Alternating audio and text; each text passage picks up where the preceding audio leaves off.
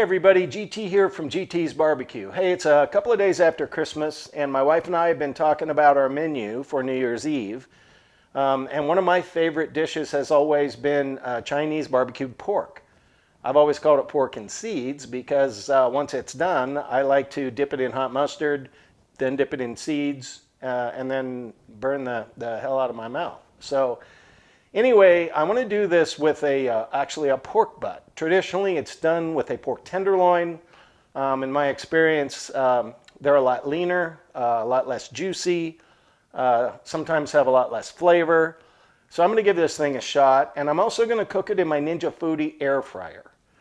If I was to cook this thing out on a grill, it's going to take 4, 5, 6 hours to do the pork butt and then set the glaze. So I'm going to give this thing a shot. I'll get the ingredients assembled here in a second, and we'll see what we get. Okay, so let's go over the ingredients I'm going to use for this Chinese barbecued pork. I've got a pork butt, as I said earlier. Typically, you might see this done with a pork tenderloin. This is 3.5 pounds. It was about 10 bucks, so very affordable.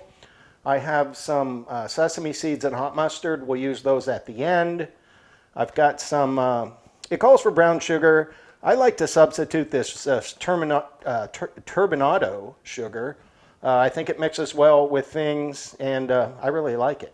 I've got some red food coloring I'm going to put in to give it that red color you traditionally will see. I've got some Hoisin sauce. I don't know if I said that right. Hoisin. I have some Chinese 5-spice. I have some low sodium soy sauce. It's important to get the low sodium or else this is going to come out too salty. I have some honey, and the recipe actually calls for mirin. Well, apparently, I had to look it up. Apparently mirin is a rice wine, very similar to sake, and I found it in the store, but it's like $12 for a little tiny bottle. So I'm going to substitute some rice vinegar. I think it's going to be just fine. It only calls for a teaspoon, so I'm not going to spend 12 bucks for a teaspoon of something I rarely will use. So we're going to get this mixed up. I'm going to start with a marinade, and once I get this cut into pieces, I'm going to marinate it overnight and let some of that red color soak down into the meat. And then I'm going to get it on the air fryer, and we'll see what we get. So stay tuned, and I'll show you how to make the marinade. Okay, we're going to go ahead and make up the glaze. We're going to get the party started here. We have a 1/4 cup of honey. Sorry about the bowl in the way. Get that out of there. I use some local honey, and it's really delicious, but boy is it thick. You get this on something, it's hard to get off. You get it on one spoon, then you get it on the other spoon. It's trying to get a booger off your finger is about the same way. You just can't get rid of it, no matter what you try. Anyway, so there's a 1/4 cup of honey, 2 tablespoons, in this case turbinado sugar, or brown sugar, whatever you want to use. I'm going to use 1/4 cup of the Hoisin sauce, like so. 3 tablespoons of light soy sauce. 1 teaspoon of Chinese 5-spice. This has a lot of stuff in it. It's really good. Very unusual. I'm going to use a tablespoon of oil. I'm going to use grapeseed oil for this.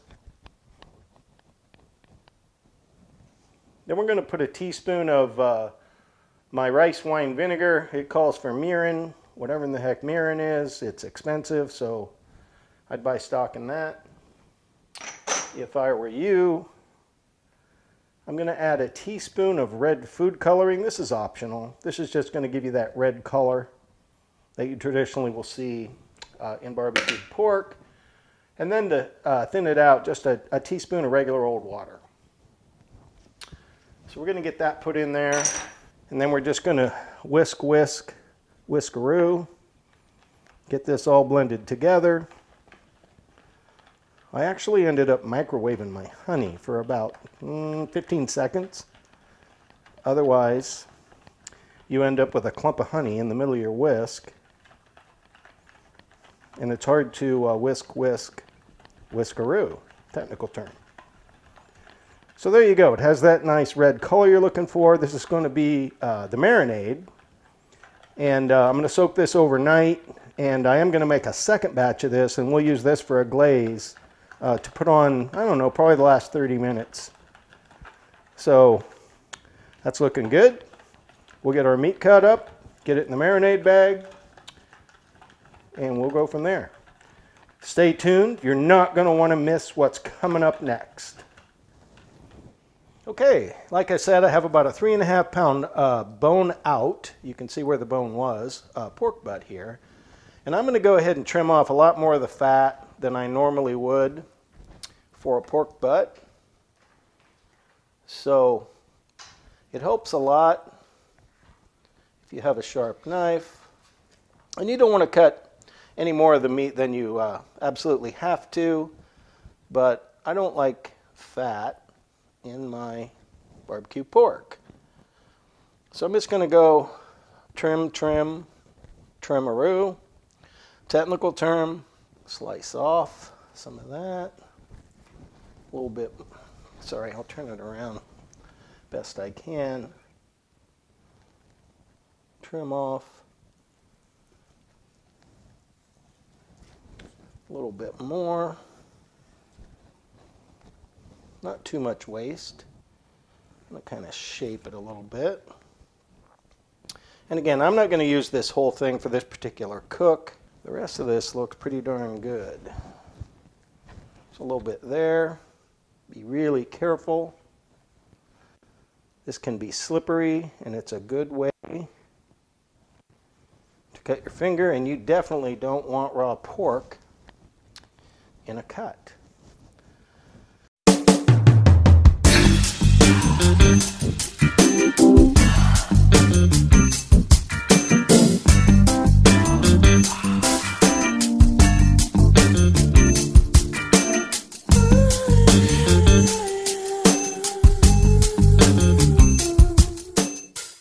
Okay, we'll keep those for later. Now on to the main piece. What I'm going to do is just take about, I think I'm going to cut this about in half. Well, it looks about the same width.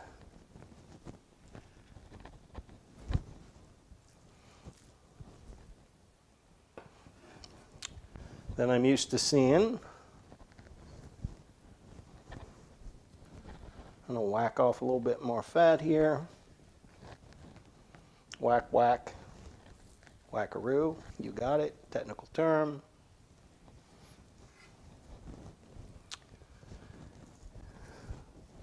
So now it's about, I don't know, 2 inches thick there. Trim off a little bit more here. So what I'm going to do now is I'm going to make 2 pieces like that. I'm going to shape these up. Once again, I'm not throwing this meat away. Put that over there. So now we have a nice piece of pork. Looks really good. It's a little thinner on one end, but that's not going to hurt a thing.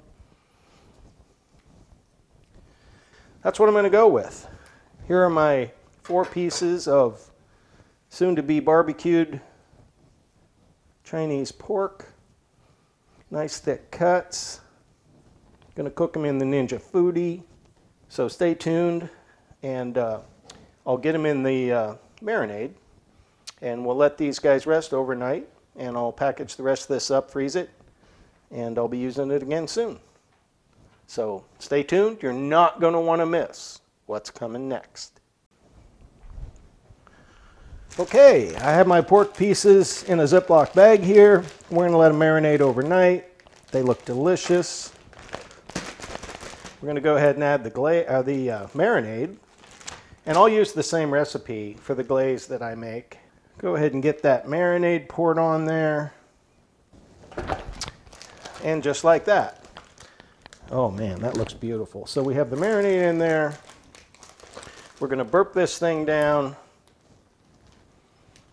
Just like that. So, like I say, this is going to sit overnight in the fridge. Oh, one comment. I mentioned earlier that I microwaved the honey before I mixed up my marinade. This has actually been sitting out. It's at room temperature now. You don't want to ever put anything warm on pork or poultry or really any meat. So this is nice and cold. And if you ever wanted to grow bacteria, you would put warm water on pork, and buddy, you'd get bacteria. So just a safety tip. I'm going to go ahead and get this in the fridge. I'm going to let it sit overnight. I'll probably flip it over every once in a while, and then we'll get it in the Ninja Foodi air fryer, and we'll see what happens. I'm anxious to see how this compares to what I can do in my smoker. So stay tuned. We'll see you tomorrow, and we'll see what we get. Okay, our pork has marinated overnight. It's looking beautiful. It has that nice red color that you typically see in Chinese barbecued pork. I've got it drained. I'm going to go ahead and just set it in my Ninja Foodi. Come around here, turn on the power, close the lid. I'm going to choose bake and roast, and I'm going to take it down to 250 degrees. I want to do as low and slow as possible. 250 is the lowest temp that this goes to. And for time, I'm going to set it for, I'm going to just set it for 1 hour right now. And then I'll check it. We'll hit start. We'll check on this thing in about an hour, and we'll see where we are. Okay, the timer went off. Our pork's been on for 1 hour. Going to kind of take a peek at one of these. Kind of see what they look like. They're starting to brown up. Feeling pretty tender in there. I am going to take a quick temp. Kind of see where we are. We're about 163 degrees right now on the big one. And oops. On the smaller, about the same. So I think it's about time to go ahead and put the glaze on now. Again, the glaze is nothing more than another batch of the same marinade that I used.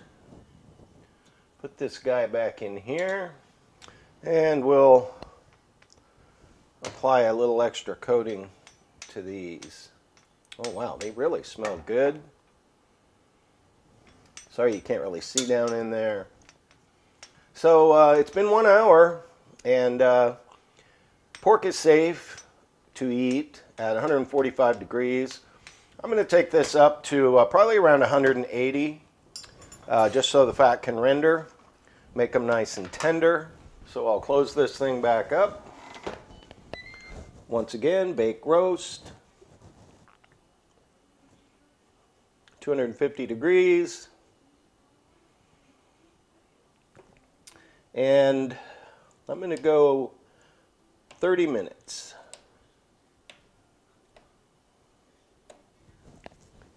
Start. So if this actually does finish up in 90 minutes, that's pretty darn good. So let's give it a chance to get the glaze set. We'll come back, check it out, and see what we get. See you in a few. Okay. It's been a total of 90 minutes now. I checked these guys. They smell amazing. They've got nice color. I don't know if you can see that very well in this light, but wow. So we're going to cut into one of these, take a little sample. Oh boy, that's tender. That surprised me. Kind of get a shot of the inside of that thing here. Just pretty much cuts like butter. You can see the juice in there. Wow. Take a little bite here. I'm going to get a little mustard, some seeds, hence the pork and seeds. Oh man, wow. Excuse me, wow. I'm really, really impressed at how tender that is. And that flavor, holy moly. That's crazy. I can't believe we did all that in 90 minutes in the Ninja Foodi air fryer. Wow. Big thumbs up. All right, I'm going to get this plated up for dinner, and I'll be right back. Hey, wow, thanks for watching. I got to give that a big thumbs up. I would have bet you money that I could not put out that quality of a barbecue on an air fryer. I've done a lot of pork butts in my time, and that was as good as any. So I did want to give a shout out to my friend Lewis over at Our Shack Barbecue. That's where I actually got the recipe for this marinade / glaze. Lewis, thanks for that. Delicious. Make sure you check out his channel. I'll put a link down below. As always, if you're so inclined, please like and subscribe. It really helps out, and I really appreciate it. Stay safe, and we'll see you next time.